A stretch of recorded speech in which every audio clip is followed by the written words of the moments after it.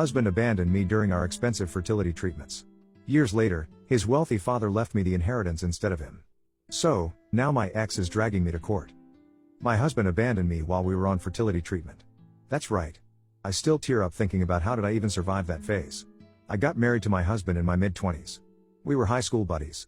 He was pursuing law while I graduated in accounting. I started earning while he was still in college. Right from then, I was helping him financially. I was the one who paid for our dates and his overpriced gadgets. Though he was well off, his dad was clear that he was not going to pay a penny beyond his college tuition, rent, and food. David, my loser husband, used to call his dad a miser, but after getting to know his dad, I realized he was using the right technique to raise his callous son. But by then it was too late and I had already showered my earnings on keeping him happy. David was the only child of his parents. He naturally assumed that his dad's business was going to be his. He didn't take college seriously and dropped out of law school to join his father's business. That's when we got married. He thought since it was his father's business, he would just lounge at the office and enjoy the fruit of his father's hard work. His father tried to instill seriousness in him and teach him business lessons, but David was not ready to learn. He wanted the money to be served on a platter, but his dad got no chills. After enduring him for 2 years, he threw him out of the company and said he could join it only after working for 5 years in other companies. I hated his dad for doing this because we were planning to have a child, but his firing delayed our plan. Back then I used to believe whatever David fed me. He used to paint a picture that he was right while his dad was a miser and tough.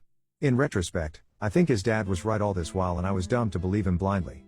After a lot of struggle and some firings, David got a stable job. We started planning for a baby. That's when the real problem began.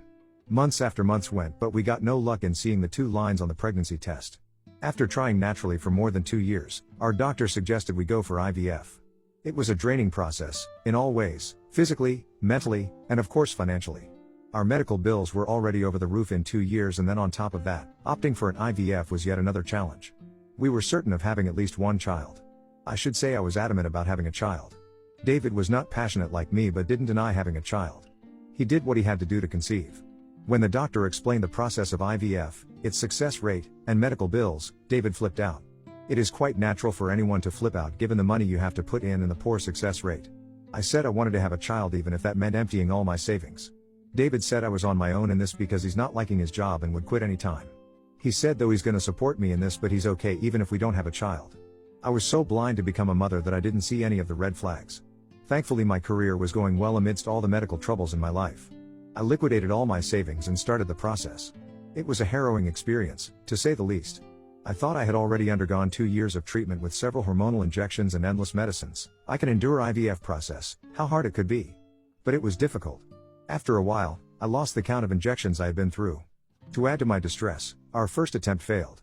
It was so heartbreaking that I didn't get up from the bed for days. The doctor briefed us for the next attempt. Physically and mentally, I was ready to give it a shot again, but finance was a concern. My savings were gone already. I asked David if he could spare something for this. After a lot of to and fro, he gave me $3,000, which was like 5% of the money we needed. I borrowed it from friends and family and went for another attempt. Dang, it failed too. This failure hurt more because now I was in debt and still childless. I gave up on my dreams of becoming a mother. My friend working at a bank suggested medical loans. Without thinking twice, I applied for it and went for the 3rd attempt. You see the desperateness. David was against it. Even my family said it was futile to spend so much money without any guaranteed success, but something in me urged me to go for it. David got hostile to my decision. Ever since we started our IVF process, he has been distant from me. I thought it was due to my crankiness. Hormonal injections come with a hell amount of mood swings and terrible effects on your health. Our sex life became negligible. I thought once we have the baby, everything would fall into place beautifully. I failed to sense that things had already fallen apart. During our 3rd attempt at IVF, after doing his bit, giving his sperm, he said he wanted to go on vacation because he was mentally exhausted. I wanted to punch him on the face for his whining. He couldn't even fathom what I was going through, endless injections, mood swings, sleepless nights, yet he was the one who needed the vacation. With so many things going on in my life, I ignored his tantrums to be dealt with in the last and let him do whatever he wanted. When he came back after his 2 weeks vacation, I rushed to give him the good news. I had conceived. He gave me an awkward hug and was uncomfortable the entire time. I thought he was just overwhelmed. After nudging him, he confessed he wanted to break up with me. The reason? He found comfort in another woman. That 2 weeks trip was not to relax his mind from the IVF stress but to make up his mind for his mistress. He went on the trip with this woman to see if he could live with her, and he found himself happier than ever. He said he never felt that spark with me which he got with her. He was basically cheating on me while I was draining myself with all my might to have his baby. I'm not going to describe how I felt that day, I can't describe it actually.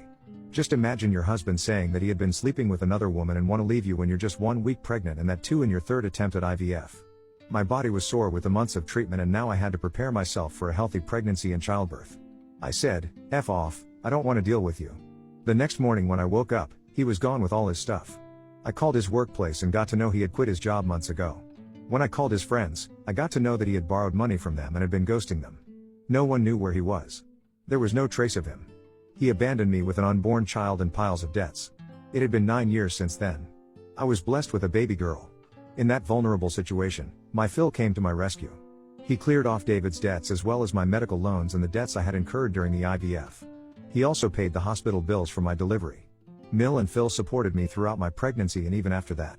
Until I went back to work, Phil sent me money for monthly expenses. After I went back to work, I stopped taking help from Phil. I made decent money to be able to take care of my daughter. Life was going normal until we lost Mill in COVID. Phil was also infected, but he was able to fight the virus, but Mill succumbed to it.